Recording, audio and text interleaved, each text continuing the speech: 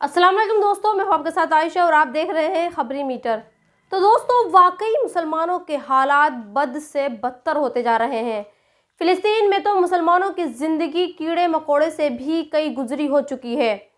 वो refugee camp में रहते हैं तो वहाँ बम उन पर बरसा दिया जाते हैं। वो अस्पताल में इलाज करवाते हैं तो वहाँ अस्पताल के कमरे में बम आकर गिर जाता है और उनके चीथड़े उड़ जाते हैं। आप मुसलमानों की हालात का अंदाज़ा इन दो चार्ट से भी लगा सकते हैं। ये दो चार्ट यूक्रेन और गाजा के हैं। इसमें दिखाया गया है कि गाजा में जितना नुकसान एक महीने में हुआ, उतना नुकसान यूक्रेन में 2 साल बाद भी नहीं हुआ। और जानते हैं इसकी वजह क्या है? इसकी वजह खुद मुसलमान हैं। यूक्रेन और रूस के बीच युद्ध शुरू हुआ तो नाटो के देश उसके बचाव करने के लिए आ गए और उन्होंने न सिर्फ यूक्रेन को लड़ने के लिए हथियार दिए बल्कि रूस पर अंतर्राष्ट्रीय लेवल पर कई सारी पाबंदियां भी लगा दी। लेकिन फ़िलिस्तीन में इसका उल्टा हुआ। होना तो ये चाहिए था कि दुनिया फ़िलिस्तीन के समर्थन में आती है, लेकिन यहाँ उल्टा हो रहा है। इजराइल के हमले के बाद अमेरिका सामने आया और फ़िलिस्तीन के गाजा में जो हमास इजराइल के खिलाफ युद्ध लड़ रहा है उसे आतंकवादी संगठन बता दिया और ये कह दिया कि इजराइल को अपनी रक्षा करने का हक है। जबकि रूस और यूक्रेन के मामले में ऐसा नहीं हुआ। यूक्रेन को वहां विक्टिम बताया गया और उसकी मदद भी की गई, लेकिन फ़िलिस्तीन में हमास आतंकवादी बन गया और इजराइल के जो हमले आज तक जारी हैं उन्हें सही ठहराया जाने लगा। दुनिया के 57 मुस्लिम देश या तो तमाशबीन बने देखते रहे या फिर अपने देशों में बैठकर धमकियां देते रहे।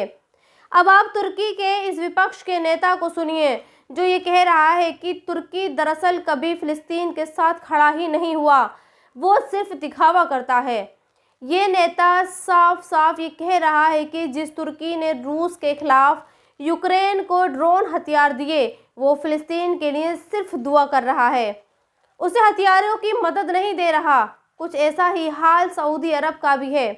इन महाशय ने कल एक प्रेस कॉन्फ्रेंस की और अपने देश के लोगों को ये बताया कि वो फ़िलिस्तीन का सपोर्ट ना करें और फ़िलिस्तीन के मसले को सऊदी अरब के प्रिंस सलमान पर छोड़ दें, क्योंकि सलमान ये बेहतर जानते हैं कि गाजा और फ़िलिस्तीन के मसले पर सऊदी अरब को क्या करना है। और दूसरी तरफ इजराइल है जिसे अमेरिका का फुल टूथ समर्थन हासिल है। यहाँ तक कि वहाँ के नेता और डॉक्टर ये कह रहे हैं कि गाजा को एटम बम से उड़ा देना चाहिए। ये जो आप डॉक्टरों की फौज देख रहे हैं ये बेचारे सिर पर कफन बांधकर गाजा में बम धमाकों में घायल होने वाले लोगों का इलाज करते हैं। और जब इन्हें पता चलता है कि इजराइल के डॉक्टरों ने एक चिट्ठी लिखी है और ये कहा है कि गाजा के लोगों को एटम बम से उड़ा देना चाहिए, तो ये मासूम इस तरह से खड़े होकर ये अपील कर रहे हैं कि इजराइल के डॉक्टर को ऐसा नहीं कहना चाहिए। ये उन्हें डॉक्टरी का फ़र्ज़ याद दिला रहे हैं और ये कह रहे हैं कि जब कोई डॉक्टर बनता है तो वो जिंदगियां बचाने की कसम खाता है, लेकिन उन्हें क्या पता इजराइल में डॉक्टर भगवान अपने लोगों के लिए हैं, गाजा के लोगों के लिए तो उन्हें शैतान नज़र आता है। और शायद यही वजह है कि वो गाजा नाम के इस शैतान को एटम बम से उड़ाने की अपील कर रहे हैं। खैर, आगे बढ़ते हैं और बात उस खबर की करते हैं जो आज सबसे ज़्यादा वायरल है। खैर, आपको लग रहा होगा कि ये वीडियो जो साइट में चल रहा है ये पुष्पा की हीरोइन रश्मिका मंदाना का है और आप ये सोच रहे होंगे कि रश्मिका मंदाना इतनी अश्लील कैसे हो गई। तो आज अफसोस इस सोच की बदलने की ज़रूरत है, क्योंकि ये वीडियो फर्जी है जिसे एआई की मदद से बनाया गया है। अब लोग ये चर्चा कर रहे हैं कि एआई नाम का सॉफ्टवेयर असल में एटम बॉम्ब से भी ज़्यादा खतरनाक है, जो आपके साथ वो कर सकता है जिसकी कल्पना आप कभी नहीं कर सकते। सोचिए, ये एआई का ही कमाल है कि पतली दुबली सी दिखने वाली रश्मिका को इतनी हॉट और सेक्सी बना दिया कि वो अमिताभ बच्चन को भी आकर ये कहना पड़ा कि इस तरह के डीप फेक वीडियो पर लगाम लगनी चाहिए। दरअसल जिस चेहरे पर रश्मिका का चेहरा एआई की मदद से चिपकाया गया है वो चेहरा ब्रिटिश नागरिक ज़ारा पटेल का है। अब आप ये दोनों वीडियो भी देखिए जिसमें आप ये समझ पाएंगे कि फेक न्यूज़ ही नहीं, फेक वीडियो भी आज की सोशल मीडिया में खूब वायरल हो रहे हैं। सोचिए, एआई ने इतनी सफाई से एक ऐसा वीडियो बनाया जिसकी कोई कल्पना नहीं कर सकता, जो बिल्कुल ओरिजिनल लगता है। सोचिए कल को यही एआई किसी का भी चेहरा इस्तेमाल करके क्या क्या कर सकता है। खासतौर पर वो किसी कॉलेज जाने वाली लड़की का चेहरा किसी पॉर्न स्टार के किसी पॉर्न वीडियो से जोड़ सकता है और लोगों को ये यकीन दिला सकता है कि देखिए कॉलेज जाने वाली ये लड़की असल में पॉर्न वीडियो बनाती है।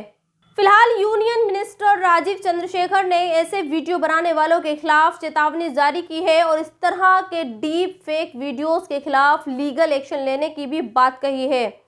सोचिए ये मामला रश्मिका से जुड़ा था, लिहाजा इसकी सच्चाई सामने आ गई। ऐसे कितने लोग होंगे जिनको जिंदगी इस तरह के डीप फेक वीडियोस के बाद बर्बाद हो जाती है। लिहाजा किसी के कैरेक्टर पर अगली बार उंगली उठाने से पहले ये ज़रूर सोचिएगा कि आप जिस वीडियो को देख रहे हैं हो सकता है वो एआई जनरेटेड हो। और अब आपसे इस देश की छोटी मानसिकता वाली एक और खबर दिखाना चाहती हूँ। कल एक खबर आई कि एक मुस्लिम शख्स ने एक 19 साल की बच्ची का रेप किया, जिस पर हिंदू और मुसलमान आमने सामने आ गए। हिंदू इस घटना को वायरल करने में लगे रहे और ये कहने लगे कि देखिए मोहम्मद ने एक 9 साल की बच्ची का रेप किया है, जबकि मुसलमान ये डिफेंड करने में लगे जिस मुस्लिम शख्स ने बच्ची का रेप किया उसके नाम में मोहम्मद नहीं है। सोचिए ये कितनी ताज्जुब की बात है कि बच्ची के रेप की बात कोई नहीं कर रहा। हिंदू इसे धर्म से जोड़ कर देख रहे हैं और मुस्लिम ये चाहते हैं कि जिस शख्स ने रेप किया है उसके नाम में मोहम्मद ना लगाया जाए, लेकिन कोई भी बच्ची की बात नहीं कर रहा। कोई ये नहीं कह रहा कि हाँ बच्ची का रेप हुआ और रेपिस्ट को फांसी की सजा मिलनी चाहिए। खैर इस बीच दरिंदगी की इस खबर को भी आप देखिए। मैं इस खबर को शब्दों में नहीं बताऊंगी, बल्कि मैं ये चाहती हूँ कि पवन कुमार ने एक बेजुबान जानवर के साथ जो किया वो आप ज़रूर समझें और ये देखें कि हमारे देश के हालात कितने ख़राब हैं। खैर आगे बढ़ते हैं और अब आपको वर्ल्ड कप में लेकर चलते हैं, जहां कल बांग्लादेश और श्रीलंका के बीच खेले गए मैच में ऐसा कुछ हुआ जिसकी चर्चा आज खूब हो रही है और जिसके बारे में शकीबुल हसन ने ये कहा है कि उन्हें ऐसा लगा मानो वो क्रिकेट के मैदान में नहीं बल्कि जंग के मैदान में खेल रहे हैं। लेकिन उन्होंने ऐसा क्यों कहा, इसके बारे में जानने से पहले आपको थोड़ा फ्लैशबैक में ले जाना होगा। दरअसल बात तब की है श्रीलंका के बैट्समैन सादिरा आउट हुए और उनके बाद खेलने के लिए एंजिलो मैथ्यूज को आना था, लेकिन जब एंजिलो मैथ्यूज क्रीज पर 2 मिनट तक नहीं पहुंचे तो बांग्लादेश के कप्तान शकीबुल हसन ने टाइम आउट की अपील कर दी, जिसके बाद एम्पायर ने भी उंगली उठा दी और एंजिलो को बिना मैदान में उतारे ही आउट कर दिया। हालांकि नियम भी ये कहते हैं कि एक बल्लेबाज के आउट होने के बाद दूसरे बल्लेबाज को 10 सेकंड के अंदर मैदान में पहुंचना होता है और शाकिब ने भी ऐसा ही किया। लेकिन अब इस बात की चर्चा हो रही है कि शाकिब को ऐसा नहीं करना चाहिए था। फिलहाल खुद मैथ्यूज भी ये कह रहे हैं कि जो काम शाकिब और बांग्लादेश की टीम ने किया है वो बेहद शर्मनाक है। उन्होंने जानबूझकर टाइम ज़ाया नहीं किया था, बल्कि हेलमेट टूटने की वजह से वो वक्त पर क्रीज पर नहीं पहुंच सके। खैर इस मैच को बांग्लादेश की टीम ने जीता। उन्होंने श्रीलंका के दिए 280 रनों के लक्ष्य को आसानी से हासिल कर लिया। खैर आगे बढ़ते हैं और बात करते हैं एंटरटेनमेंट की। सलमान खान की आने वाली फिल्म टाइगर 3 ने बिना रिलीज हुए ही करीब 7 करोड़ रुपए की कमाई कर ली है। इस फिल्म की एडवांस बुकिंग ने सारे रिकॉर्ड तोड़ दिए हैं। अब तक टाइगर 3 के 2,70,000 टिकट बिक चुके हैं। ये फिल्म कमिंग संडे यानी दिवाली के दिन रिलीज हो रही है। जानकारों की माने तो इस दिन चूंकि कोई और बड़ी फिल्म नहीं है, लिहाजा इस बार सलमान की ये फिल्म तमाम रिकॉर्ड तोड़ सकती है।